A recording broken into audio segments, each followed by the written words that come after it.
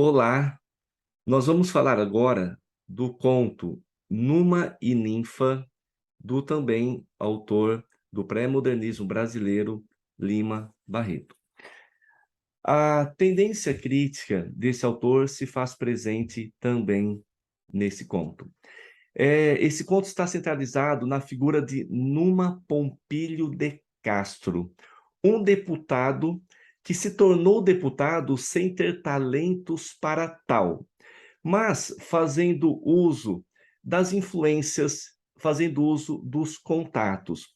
Ele vai ser deputado pelo estado de Sernambi, então, um estado criado, imaginado pelo autor. E ele se torna deputado graças à influência do sogro, senador Neves Cogominho. Então, nós temos aí já algo político muito grave a ser apontado. E esse Numa não era alguém assim que se esforçava demais, não é alguém que tenha tido destaque no curso de direito que ele fez. Ele chegou a ser juiz, chegou a ser delegado, mas sempre por meio da influência do sogro. E diga-se de passagem, ele conseguiu convencer a filha de Neves Cogominho, chamada Gilberta, a casar-se com ele quando este Neves era governador. E, dessa maneira, ele vai casar-se com uma moça que não tinha nada de humildade. Ela não apenas queria ter um marido, mas ela queria ir além, queria aparecer na vitrine social, queria não apenas ser uma esposa com papel secundário, ela queria ser admirada nas ruas, né? E, dessa maneira, o Numa vai ter uma relação que irá causar uma certa inveja a outras moças, porque afinal esse Numa não era alguém vistoso, mas ao contrário, ele era pequenininho, sumido, tinha uma barbinha rala e pouco assim dava-se de atenção a ele, enquanto que a Gilberta era uma moça não muito alta, mas tinha uma fronte reta, dominadora, uns olhos seguros e uma vasta cabeleira, um busto erguido, de forma a possuir um ar de força, de domínio e de orgulho. Muito bem. Obtendo essa primeira vantagem, que é casar-se com a filha de um influente político, o Numa vai passar por alguns perrengues. E os perrengues estão vinculados aos discursos que ele é convidado a dar à Câmara. E por ser alguém assim inabilitado, incapacitado, ele pede ajuda a Gilberta. E esta Gilberta vai sugerir que ele arranjasse algumas ideias, que ele fizesse um discurso copiando de alguém. Não precisava ele propriamente fazer para não correr esse risco. E, surpreendentemente, o discurso que ele fez na Câmara vai surpreender a todos, vai impactar a todos. Daí que a fama de Numa vai crescer bastante. Ou seja, é esta Gilberta que vai ser uma companheira que orientará o Numa a ter sucessos na sua vida de político, na sua vida social.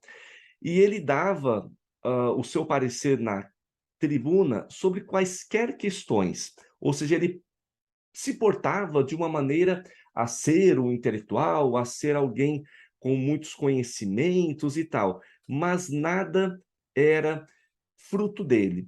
Ele era um covardão, que mais ostentava algo do que era propriamente algo. Muito bem, vai acontecer uma situação em que o Numa vai ter que fazer um novo discurso, mas não tem como fazer, ele recorre mais uma vez à mulher Gilberta.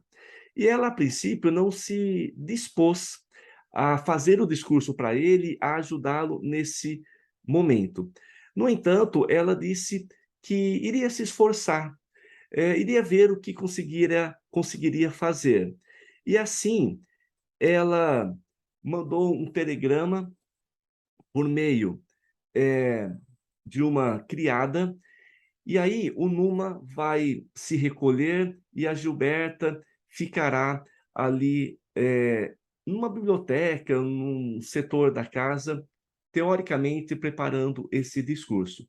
E vale lembrar que o casamento deles, não era propriamente o casamento, era mais uma conveniência, né, de ambos os lados. Ele, afinal, está casado com a filha de um deputado, de um político influente, e ela, esposa de um político, né, seguindo a tradição ali da família.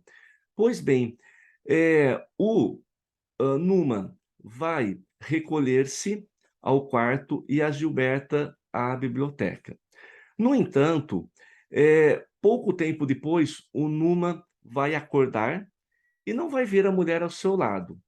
Vai ter um certo peso na consciência, do tipo: "Nossa, ela está trabalhando para mim até agora de madrugada", e ele vai até a biblioteca achando que ela, Gilberta, era uma ótima mulher, uma mulher, assim, admirável. No entanto, ao chegar na biblioteca, a porta estava fechada e ele ouve ali algumas vozes abafadas. Espia pelo buraco da fechadura e viu, melhor, que quem estava lá com a Gilberta era um primo dela.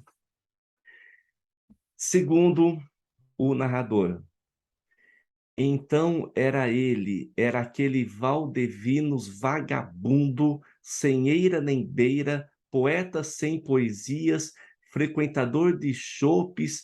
Então era ele quem lhe fazia os discursos. Por que preço? Ou seja, esse Numa ficou muito envergonhado, porque pensava que havia, assim, um complô entre ele e a mulher, mas, na verdade, há um primo da mulher que fazia os discursos para o Numa. No entanto, ele vai ter uma descoberta muito surpreendente e vai ver que a esposa Gilberta e o primo acabaram de beijar-se, ou seja, havia um caso entre eles. A vista perturba-se. Ele quis arrombar a porta, lavar a sua alma, mas acovardou-se, pois sabia que um escândalo ficaria muito pior para ele. Não apenas pela esposa traí-lo, mas por descobrir-se que ele não fazia os discursos.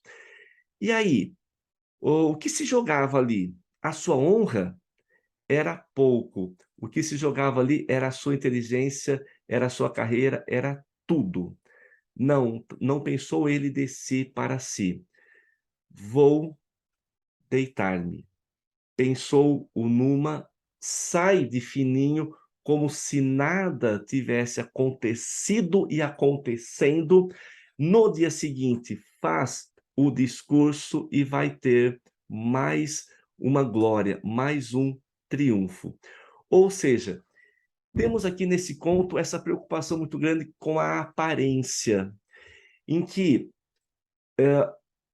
ostentar, ser alguma coisa importante é mais, válido do que qualquer outra questão, como no caso moral.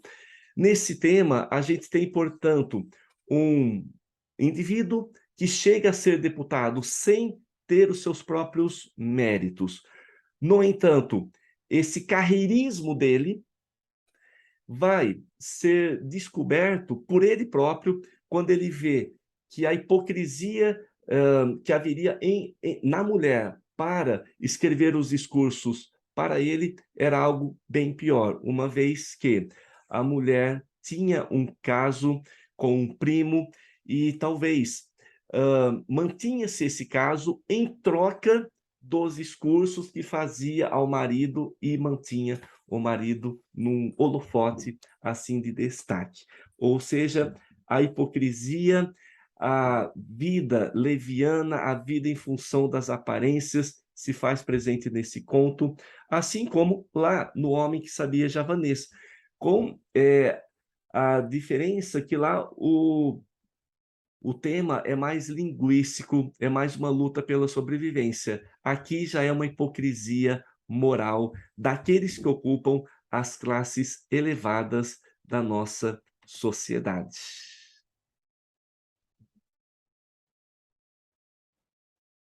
Assim como Numa e Ninfa, o próximo conto também é escrito em terceira pessoa. E o título é O Único Assassinato de Cazuza. Vai tratar a história de um personagem chamado Hildegardo Brandão, conhecido como Cazuza, de 53 anos, um personagem desesperançado, meio que frustrado, mas não propriamente desesperado. Ele teve muitas crises de desespero, de rancor, por causa de injustiças em várias coisas nobres que ele tentou concluir. Em síntese, Cazuza falhou em tudo, não conseguiu formar-se, no funcionalismo foi sempre deixado de lado por colegas inferiores a ele, na literatura, idem, e assim ele vai ser alguém recolhido. No entanto, ele tem um amigo muito querido, em que ele visita com frequência, que é um doutor, um médico, chamado Doutor Ponciano. E um domingo, Cazuza vai visitar o amigo, eles leem jornais, e ali eles começam a conversar sobre o modo de viver no interior do Brasil. E Cazuza ressalta que a torto e a direito se mata no interior muito devido a paixões políticas, em que se elimina o adversário por meio de um assassinato e ponto final. E aí eles vão comentando sobre essa politicagem brasileira, percebemos assim uma intenção crítica muito grande do Lima Barreto, e isso tem muito a ver com a política do coronelismo, né? Que perdurou durante muito tempo no Brasil, sobretudo na Primeira República, né? E até bem recentemente, como se sabe. Esse Cazuza não conseguia se abster da política e temia um dia ser assassinado. Mas o Ponciano, amigo, dizia: olha, isso é história, não precisa ficar assim preocupado, não, porque os caipiras têm uma certa valentia, mas eles não são tão perigosos assim conforme se imagina. E aí, nessa conversa, haverá um momento em que o Cazuza revela uma preocupação. Ele temia muito mais matar alguém do que morrer por alguém. Ou seja, ele traz uma preocupação muito grande consigo.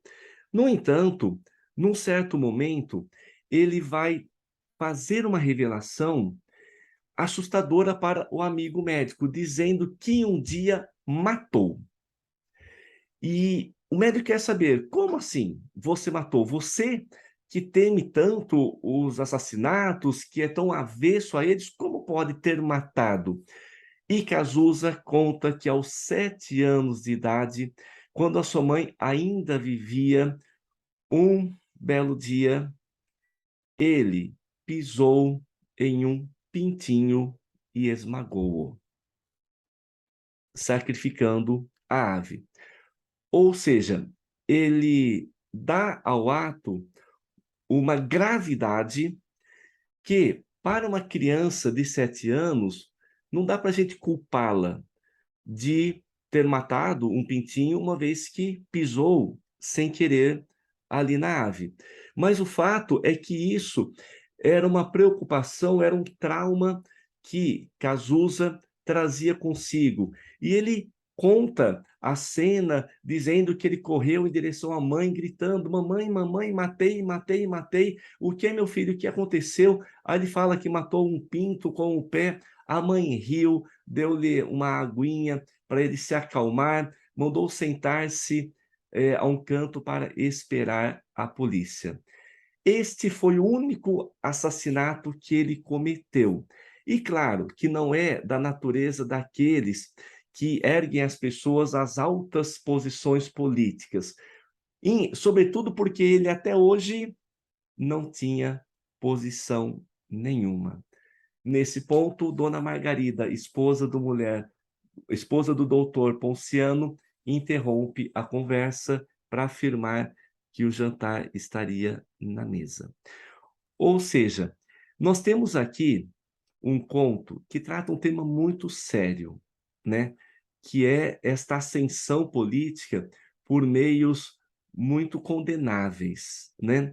No entanto, a história termina de uma forma jocosa, de uma forma banal, como se o Cazuza tivesse cometido um grande crime, mas na verdade ele só pisou em um pintinho. Ou seja, é um conto que apresenta, na verdade, um anticlímax diante do enredo que lhe é colocado. E vale destacar aqui a citação que o Lima Barreto faz de um personagem, de um autor russo, que é Dostoiévski. Esse personagem chama-se Raskolnikov. E esse personagem aparece na obra Crime e Castigo, desse escritor russo, que era muito admirado pelo Lima Barreto. E em muitos textos do Lima Barreto, ele cita uma expressão que é chamada de sonhos ou pesadelos de Raskolnikov. Ou seja, é um personagem atormentado por um crime que ele cometeu. Então, há essa intertextualidade que mostra o conhecimento de Lima Barreto de outra cultura. Ele era um grande leitor de escritores russos, porém, no texto em questão, isso não se confirma, porque não é um grande crime cometido ali pelo personagem Cazuza, ou esse Hildegardo Brandão, conhecido como Cazuza. Pois bem, então um conto que mostra uma atitude passiva e displicente dos protagonistas, o que sugere uma certa imobilidade intelectual do funcionalismo público nacional e a incapacidade de gerar mudanças nos problemas reais do país por falta de vontade das pessoas. Ou seja, haveria também esse carreirismo em que ocupar postos importantes na sociedade brasileira é pura vaidade, é pura ostentação. E para se alcançar esse posto, meio que vale qualquer ação, mesmo um crime. Esta é a ironia que está presente neste conto de Lima Barreto, autor carioca muito admirado nos meios intelectuais por essa agudeza, por essa sensibilidade de composição. Já já veremos um próximo conto. O conto O Jornalista também é narrado em terceira pessoa e vai apresentar a figura de um personagem chamado Salomão Nabor de Azevedo. E esse Salomão Nabor vivia numa cidadezinha decadente do interior do Rio de Janeiro, chamada Santana dos Pescadores, cidade que foi outrora próspera. Esse Nabor fez-se de sócio de um promotor chamado Fagundes, e eles fundaram um jornal intitulado O Arauto. Este jornal seria um órgão de interesses da sociedade. No entanto, Nabor, vai perder o jornal ao fazer oposição a um tal doutor Castro, advogado do lugar e presidente da Câmara.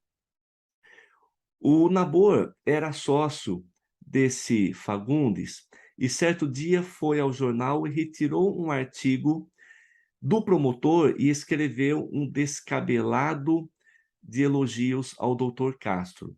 Nabor acabou nomeado secretário da Câmara e o promotor perdeu a importância de melhor jornalista. Bom, o que existe nesse conto é um pouco o retrato da mesquinhez do interior, no qual os pequenos ou pseudo-intelectuais travam batalhas insanas para se promover, para alimentar a vaidade, para se destacar naquele meio. E o saber desse Nabor, Salomão Nabor, não era grande. Ele aprendeu um pouco de gramática, 4 operações da matemática, ou seja, tinha um saber bastante raso.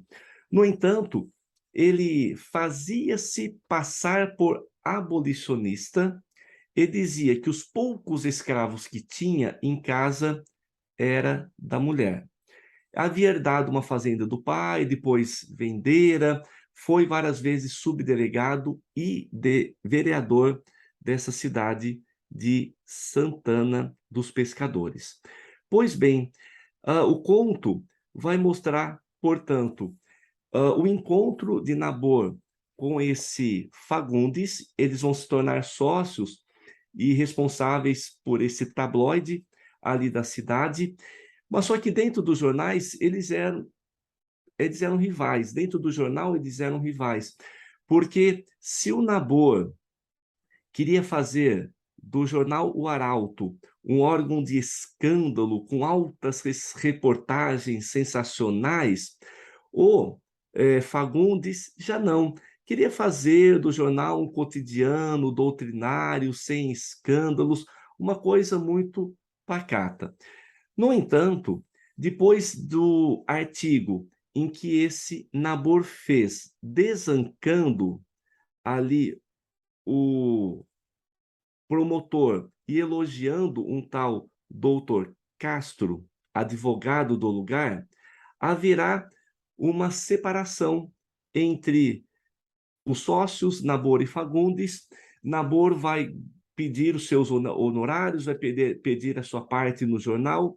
No entanto, ele vai ficar como o único dono do jornal e vai procurar modificar a linha do jornal, tornando assim um jornal que fazia inquéritos com o sacristão da Irmandade. Ele ataca os abusos das autoridades da capitania do Porto, mas, tipo, essas notícias que queriam chamar muito a atenção, poucos chamaram.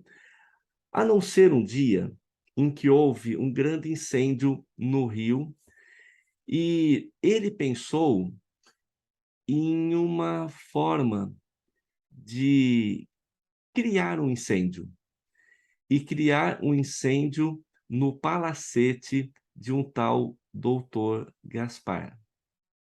Pensou em contratar alguém para provocar esse incêndio, mas, por fim, ele mesmo vai provocar o incêndio somente pela ânsia de noticiar no jornal, com todas as letras, o fato de o palácio ter pegado fogo inteirinho no sábado, alta noite.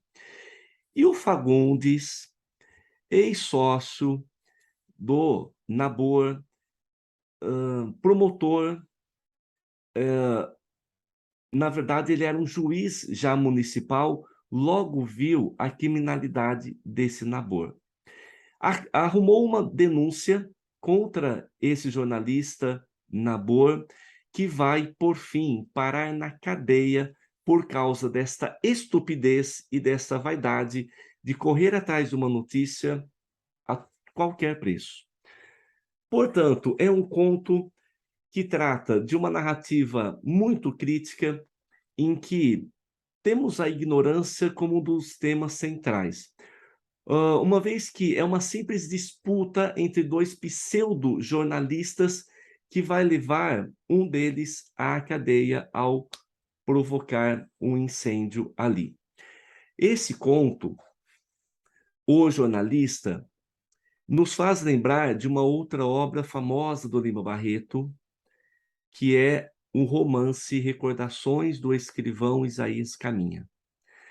É uma obra já bem mais ampla, em que ele disseca os bastidores da imprensa carioca, mostrando as disputas internas, as manipulações, as mentiras que um órgão de imprensa cria para manter os privilégios, para manter as vantagens, né? Então, essa crítica do conto está vinculada à falsa aparência, né? Nabor é um indivíduo que propaga ser abolicionista, propaga ser alguém engajado, mas no fundo ele é um escravocrata, ele é um hipócrita, além de ser um pseudo-intelectual. E nesse ponto, vale destacar que esse é um tema transversal na obra do Lima Barreto, porque além de atacar as elites levianas, ostentosas, com muita frequência, ele ataca esses que deveriam fazer a diferença na sociedade brasileira pela capacidade reflexiva e intelectual, mas que, no fundo, acabam se submetendo ao sistema, acabam se sujeitando aos donos de poder, tá? Então, de fato, para Lima Barreto, ser intelectual corresponde a uma tendência do pré-modernismo, que é o engajamento, que é fazer denúncias muito incisivas a respeito de problemas que afligem diversos setores da nossa sociedade. E aqui ele vai retratar esse setor da intelectualidade que deveria ser algo de valor, mas no fundo, vive muito mais em função das aparências. Bom, eu acho que deu para percebermos qual é a linha de abordagem do Lima Barreto, né? Um escritor de veia crítica, irônica e analítica.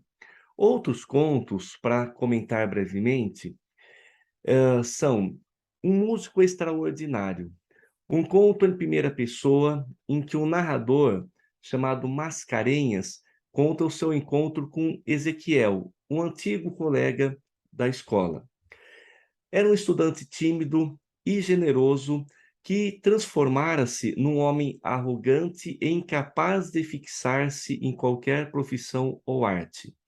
O tema desse conto é a incapacidade ou impotência do indivíduo de realizar algo em sua própria vida. A inteligência genial de Ezequiel é improdutiva, incapaz de concentrar-se objetivamente. Sua falsa modéstia, ou melhor, sua falta de modéstia e prepotência são fatores que o tornam inoperante. Perceba que é um tema ligado à pseudo-intelectualidade, do tipo, de que vale saber muito se esse saber não tem uma utilidade prática, se não intervém para gerar algum tipo de benefício ao próximo.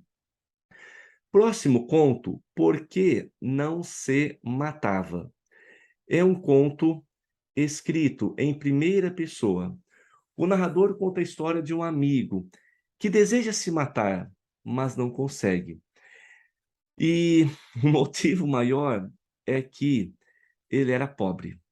Então, ele não quer morrer porque pensa no que os outros vão dizer. Ah, ele se matou por causa da pobreza, para fugir da condição que ele se encontrava. Ou seja, é um tema assim de uma grande banalidade que faz com que o conto tenha um caráter mais próximo da crônica, na verdade, eh, uma vez que trata, com superficialidade, uma tendência que é a vaidade humana de, mesmo no momento da morte, querer deixar uma boa impressão. Próximo conto, O Cemitério.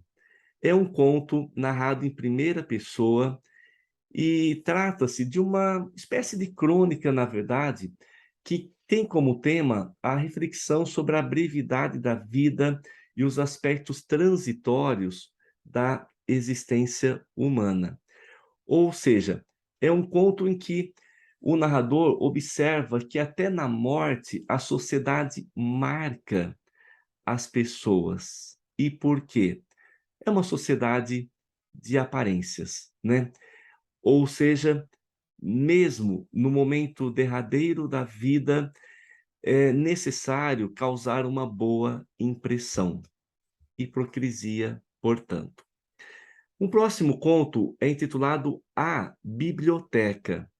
E esse conto vai ser escrito em terceira pessoa também por um narrador onisciente. O tema central está ligado ao que se pode considerar deveres ou obrigações da família. O protagonista está preso mentalmente à figura paterna e à paixão do pai pela biblioteca que acumulou durante toda a vida. Fausto não se preparou para ler as obras que lhe couberam como herança e sente-se em débito com o pai. A sua esperança projeta-se então nos filhos, que também não atendem a esse dever de honra com o avô. O desespero, a frustração e o sentimento de culpa levam Fausto Carregal a destruir a biblioteca do pai. Houve, durante muito tempo na sociedade brasileira, um hábito de se acumular livros como decoração.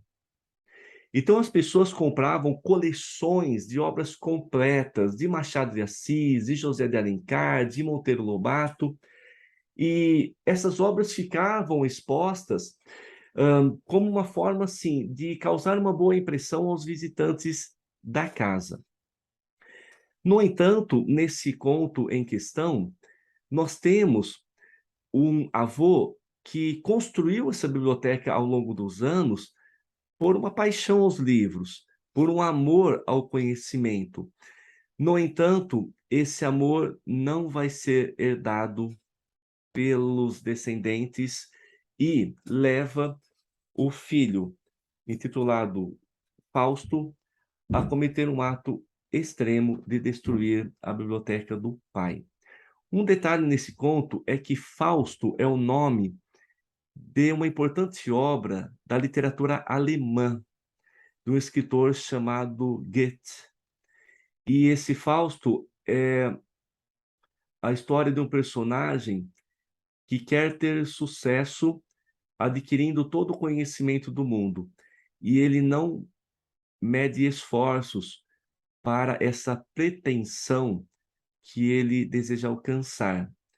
Mesmo que ele tenha que vender a sua alma, ele quer manter uma impressão das mais elevadas possível.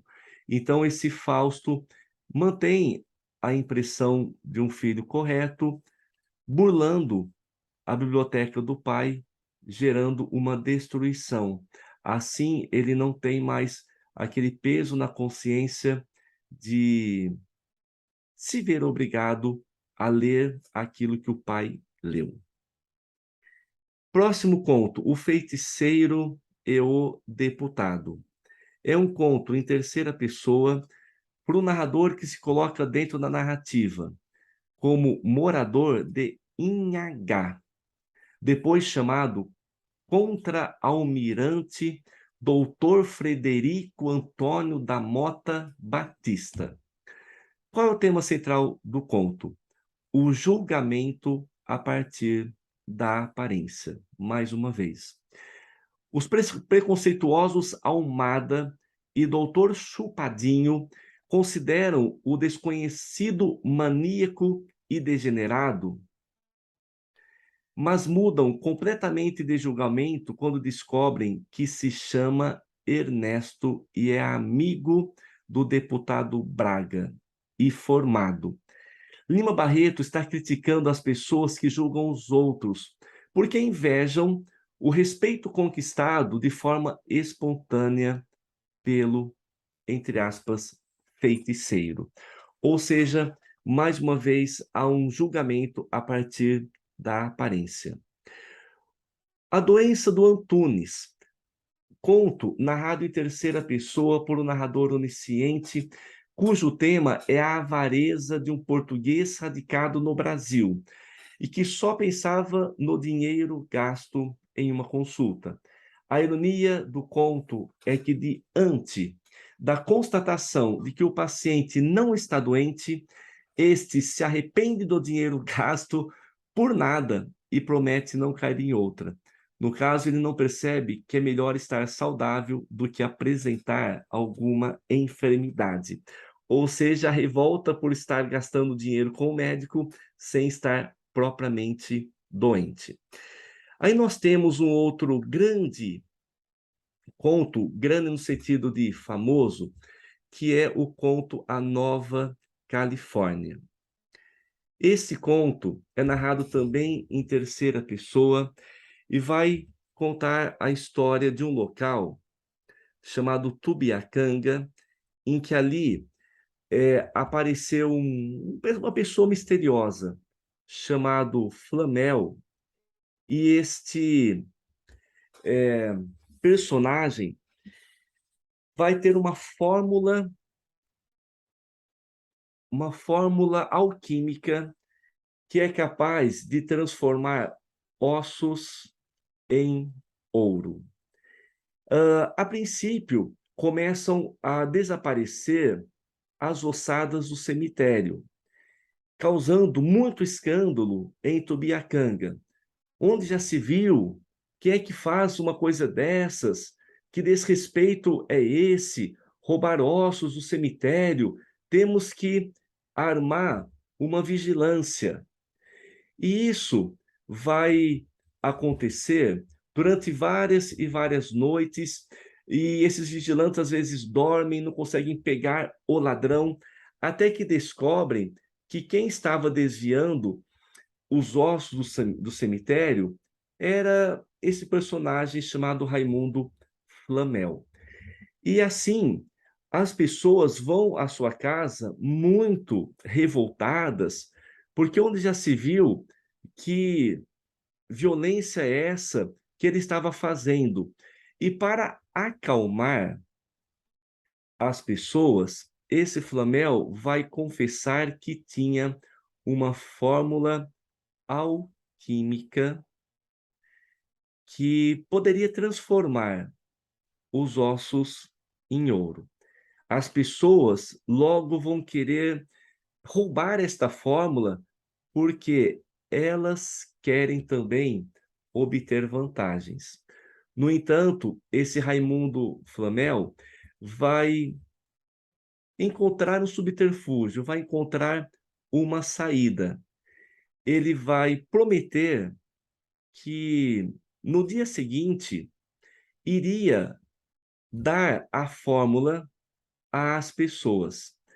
E diante da iminência de ficarem ricos, começa uma verdadeira corrida ao cemitério, em que praticamente a população inteira vai devassar os túmulos, no sentido de pegar os ossos, guardar os ossos para si, pois tinham a crença de fazer uma riqueza fácil.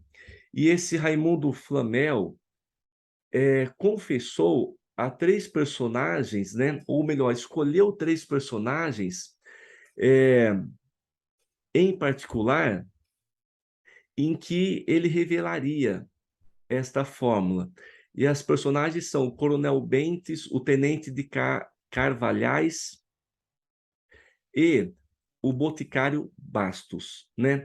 Pois bem, diante desta ansiedade das pessoas indo ao cemitério e brigando pelos ossos, o Raimundo Flamel aproveitou que a cidade estava vazia, todo mundo no cemitério, e deu no pé.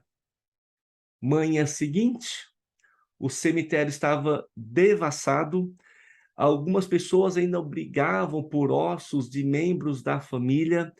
Raimundo Flamel já não se encontrava em Tubiacanga, e ali há uma cena muito irônica e patética, em que um bêbado chamado Belmiro vai aproveitar-se vai aproveitar que o botequim estava vazio e vai pegar lá uma garrafa de aguardente, vai sentar-se à beira de um rio, vai contemplar o nascer do sol, ingerindo a cachaça e totalmente alheio a esta ansiedade, a esta loucura que tomou conta da cidade de Tubiacanga. Ou seja, o conto salva um personagem que era mal visto pelas pessoas da cidade, porque ele era um bêbado, mas é o único personagem bom da história. E nesse ponto, vale lembrar que o próprio Lima Barreto teve problemas com o álcool, né, e sofreu muito por isso. Então, vale muitas reflexões nesse conto, né? Como a hipocrisia humana, em que as personagens se sentem ofendidas diante de um ato imoral, qual seja extrair ossos dos antepassados, né, que estavam ali soterrados no cemitério, visando a conquista de uma coisa muito pessoalista e uma conquista puramente material, né? Então mostra também esse conto a fragilidade da consciência humana, que muitas vezes age de maneira moral por conveniência. No entanto, se está diante de uma oportunidade para levar vantagens, a moral é deixada de lado e faz-se qualquer coisa, a insanidade, a loucura, para se enriquecer facilmente, torna-se uma regra absoluta, tá? Muito bem. Mais um conto. O falso Dom Henrique V. Episódio da história da Brusudanga, que foi uma narrativa escrita pelo Lima Barreto também e muito divulgada na época. O conto vai ser uma sátira política narrada em terceira pessoa, mas com uma introdução do narrador para dar crédito histórico à narrativa. E, nesse caso, o Lima Barreto cria um país, Brusundanga, para projetar nesse país os defeitos que o Brasil vivera na sua história. É com grande clareza que o narrador do conto procura criar um panorama crítico da Primeira República do Brasil. E retoma um mito famoso, que é o mito do sebastianismo, através de um falso ou não príncipe Dom Henrique. Lima Barreto não defende aqui a volta da monarquia, mas uma visão anarquista de governo popular através das crenças de uma população explorada por falsos líderes sem representação política. Ou seja, seria um pensamento extremo do Lima Barreto, uma vez que, diante de governantes inescrupulosos, o melhor seria não termos governantes. Então, é uma crítica muito aguda que ele vai apresentar aqui nessa história também. Um e Outro é um conto, também em terceira pessoa, que vai criticar o culto da aparência. No caso, está representado por uma prostituta chamada Lola e os seus sentimentos em relação a um chofer. Ela trai o amante oficial porque é incapaz de ser fiel a um só homem, com um indivíduo mas pelo automóvel de luxo que ele dirige. Ao descobrir que o segundo amante se tornara um simples motorista de táxi, o encanto desaparece e ela se sente enojada de entregar-se a ele. Lola joga com a vaidade masculina e o desejo. Lola é uma mulher materialista e que se mantém de uma maneira promíscua através dos amantes. Ou seja, o tema da prostituição e da vaidade se faz muito presente aqui, uma vez que ela vai sentir-se atraída por um homem devido ao automóvel que ele dirigia, sem saber que esse automóvel não pertencia a ele e ele era apenas um chofer. Miss Edith e o seu tio.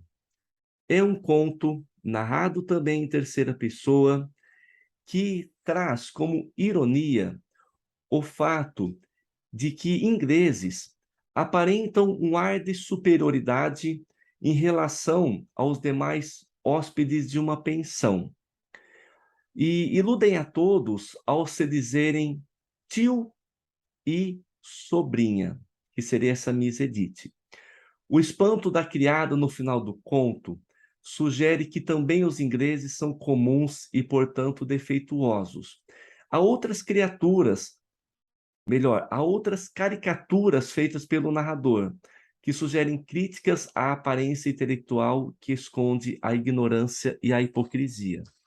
Bom, o que vai acontecer aqui nesse conto é que numa pensão vai chegar um hóspede inglês junto com uma moça e ele vai apresentar-se como o tio dessa moça.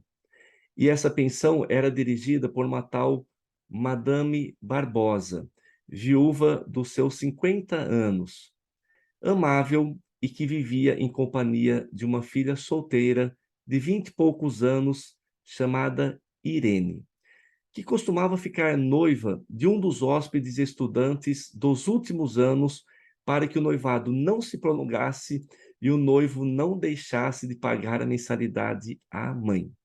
Então, essa é mais uma ironia que a gente percebe aqui.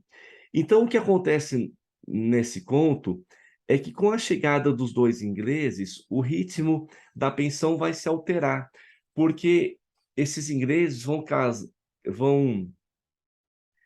causar assim uma reação dos mantenedores da pensão, no qual eles vão ser tratados com muita distinção. Afinal, a pensão da Madame Barbosa estava hospedando até ingleses.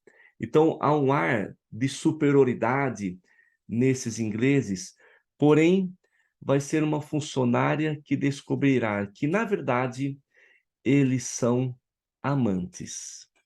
Se são parentes, como afirmam no conto, seria um caso de incesto, ou seja, uma hipocrisia em que procura-se ostentar pela aparência, mas no fundo, o que existe é uma prática bastante imoral de esconder o que havia entre eles.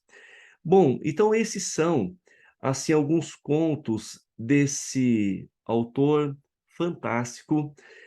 Os contos não acabam aqui, mas eu acredito que são os principais que a obra apresenta, e vale a gente ter presente esta veia artística do Lima Barreto, que é um escritor dos anos iniciais do século XX, que retrata o Rio de Janeiro, sobretudo, dentro de uma veia crítica, desenvolvendo um estilo muito peculiar, muito irônico, através de temáticas sociais, sobretudo, como, por exemplo, o artificialismo da intelectualidade, a cultura da aparência, a política da nomeação para cargos públicos, como por favorecimento, o carreirismo, o empreguismo, o protecionismo no funcionalismo, no jornalismo e na política.